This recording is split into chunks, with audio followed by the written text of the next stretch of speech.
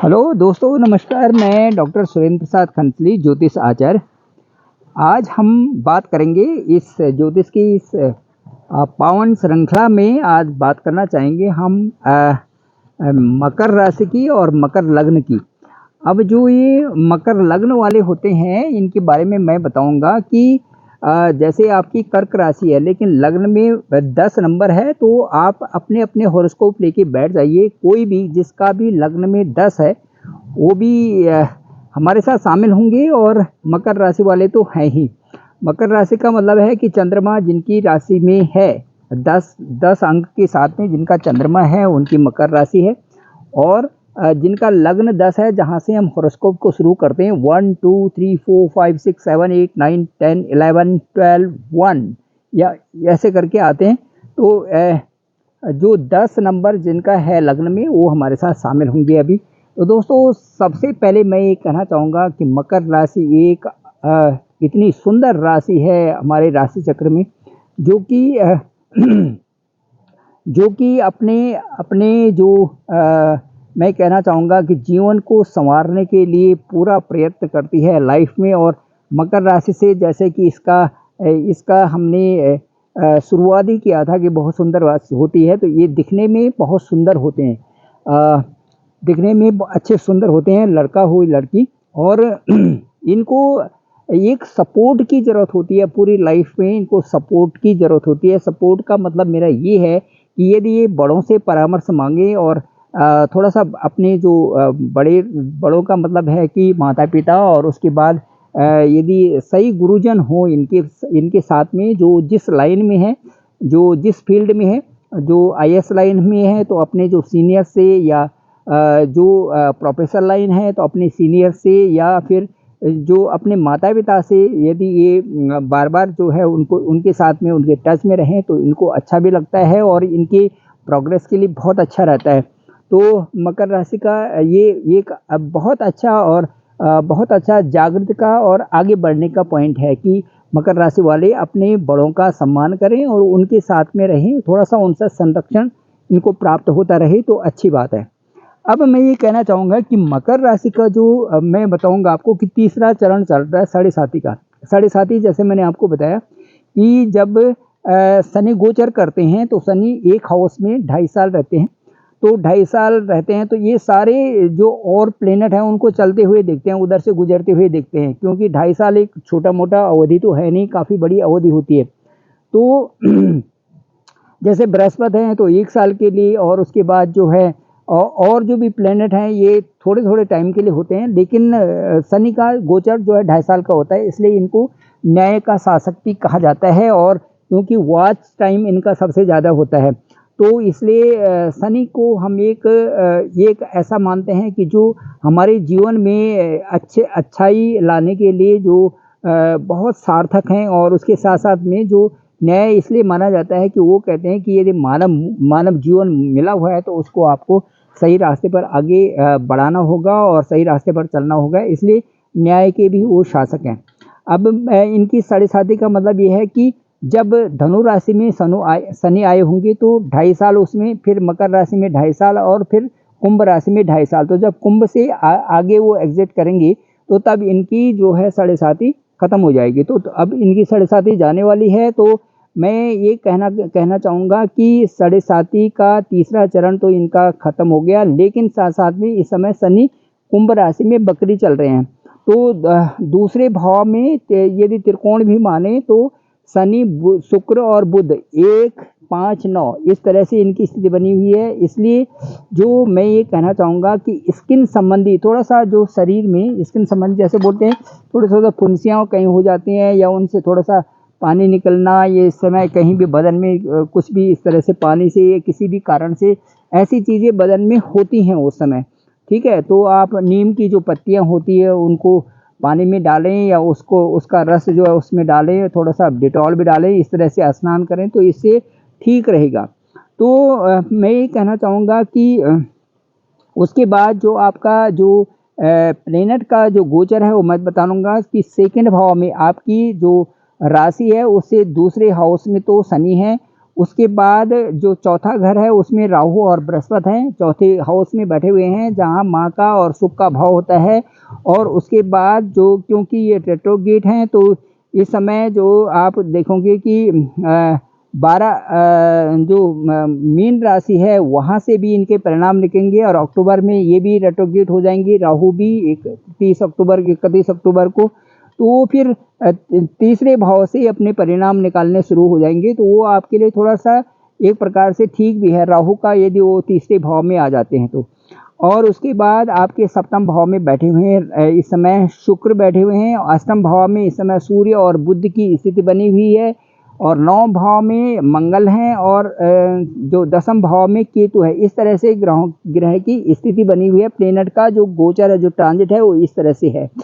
तो मैं ये कहना चाहूँगा दोस्तों कि जो शनि का बकरी है हम देखते रहेंगे उनको 4 नवंबर तक की स्थिति जो है, और उसके बाद ये आपको ये मैं बताना चाहूँगा कि जो आपका चौथा भाव है, जो सुख का भाव है, वहाँ पर राहु और बृहस्पति हैं। तो इस समय आपका बहुत अच्छा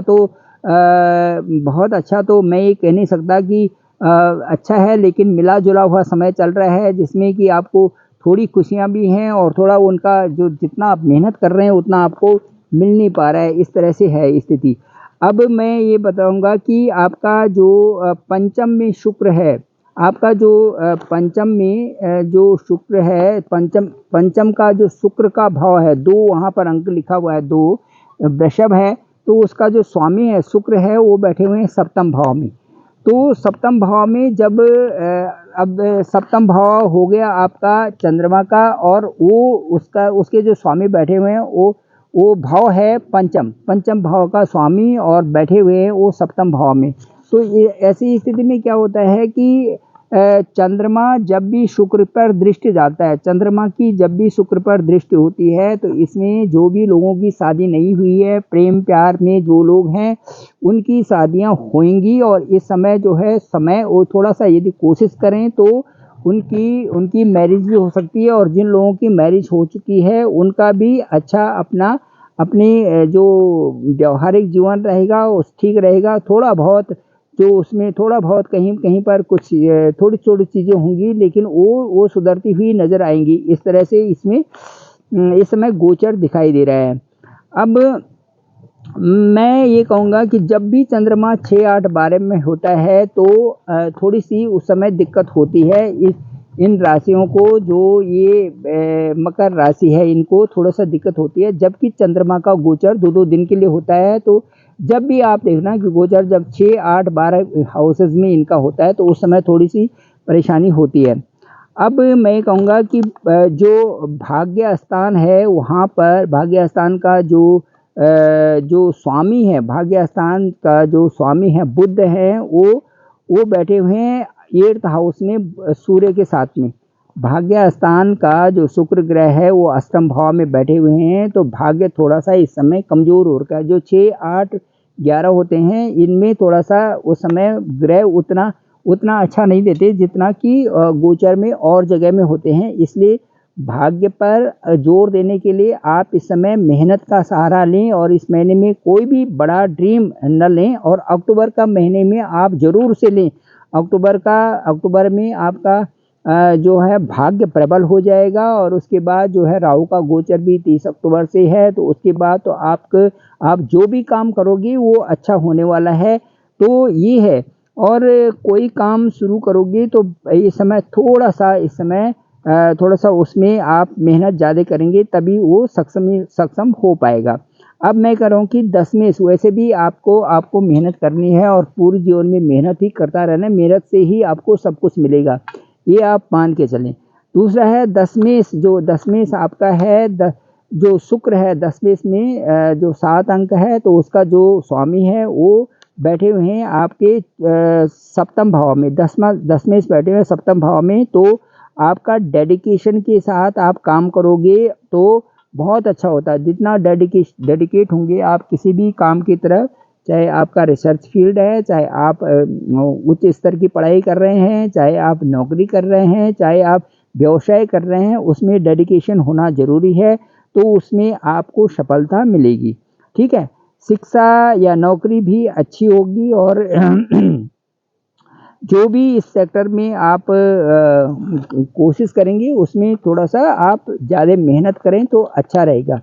तो साथ साथ में मैं ये बताना चाहूँगा कि पिता के स्थान में केतु है वहाँ पर, तो थोड़ा सा पिता को भी इस समय हल्की सी स्वास्थ्य से संबंधित परेशानी हो सकती है, या फिर जो है वो धार्मिक चीज़ों में या धार्मिक कार्यों की तरफ आगे बढ़े होंगे और धार्मिकता की तरफ ज़्यादा जोर होगा आपके फादर का, मैं बता रहा हूँ।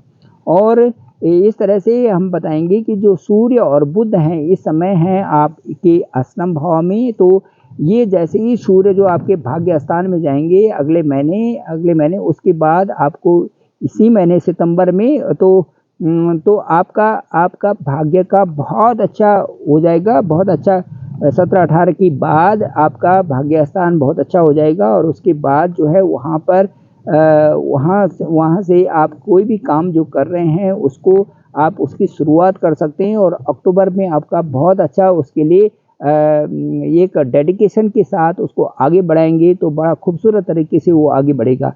तो दोस्तों ये था। और जो मकर राशि वाले होते हैं इनका मैं कहूँगा कि ये एक भावुक प्रवृत्ति के होते हैं और इनको अपनी जो हर बात को किसी को नहीं बतानी चाहिए, और यदि बताते भी हैं तो उन्हीं बातों को बताएं कि जिनसे कि किसी सामने वाले को इनसे किसी प्रकार की परेशानी ना हो। क्योंकि कई बार ये होता है कि ये अपने मन की बात को खुल्लम से खुल्ला करके बता देते हैं कि ऐसा ऐसा हुआ, इस तरह से हुआ, और मन में कुछ नहीं रखना चाहते। उससे क्या होता है कि सामने वाले पर उसका प्रतिकूल प्रभाव पड़ता है और वो इनको या तो बचपना की तरह से देखता है कि, और या तो ये समझता है कि शायद है कि ये अपनी बातें बड़ी सरलता से बोल देते हैं, लेकिन ऐसा है नहीं। विश्वास लोग कम करते हैं, इसलिए जब विश्वास लोग कम करते हैं तो अपनी बातों को जो डिस्क्लोज जब हम करते हैं तो उनमें ध्यान रखना चाहिए कि इन बातों का क्या जो दूसरे लोगों पर क्या प्रभाव पड़ रहा है, और उससे जो है मुझे उससे सतर्क रहना चाहिए कि नहीं रहना चाहिए, ये सारी चीज़ें। तो दोस्तों धन्यवाद। मेरा डिस्क्रिप्शन पे नंबर है 9868280191। आप मुझे कभी भी कॉल कर सकते हैं। मैं डॉक्टर सुरेंद्र प्रसाद कंसली, और मेरे चैनल को इसी नाम से जो चैनल है इसको ज़रूर आप लाइक भी करें, सब्सक्राइब करें और शेयर भी करें। और मैं उत्तरोत्तर आपको और भी ब्लॉग्स इस पहाड़ से दिखाता जाऊंगा, और जो भी मेरा ज्ञान होगा उसके अनुसार मैं आपको बताऊंगा। आप सतर्क रहें, आप हमेशा अपने बारे में सोचें, और अपने बारे में जब आप सोचोगे तो आप आगे चलोगे और उससे आपका कीर्तिमान बढ़ेगा। आप भी खूबसूरत बनोगे, दुनिया के लिए भी, अपने लिए भी और सबके लिए भी। और मकर राशि का तो यही होता है कि वो एक ऊंचे राजा के पद पर पहुंचना चाहता है, तो क्यों ना हम आपको आज से ही एक राजा की पदवी दे देते हैं। आप किंग हैं इस दुनिया के, और आगे बढ़िए और आप अपने आप को समझिए तो आप बहुत अच्छे हो, क्योंकि आप हृदय के अच्छे हो तो आप बहुत आगे बढ़ सकते हो। क्यों नहीं बढ़ सकते? ये धरती पूरी आपके लिए, आसमान आपके लिए, ये सारा जहां जो है आपके लिए है, और आप जहां तक बढ़ने चाहो बढ़ सकते हो। खूब मेहनत करिए, डेडिकेशन रखिए, खूब बढ़िए, अपने कर्म फल की तरफ आगे बढ़िए। कर्म अच्छा है तो सब कुछ अच्छा है। Thank you very much.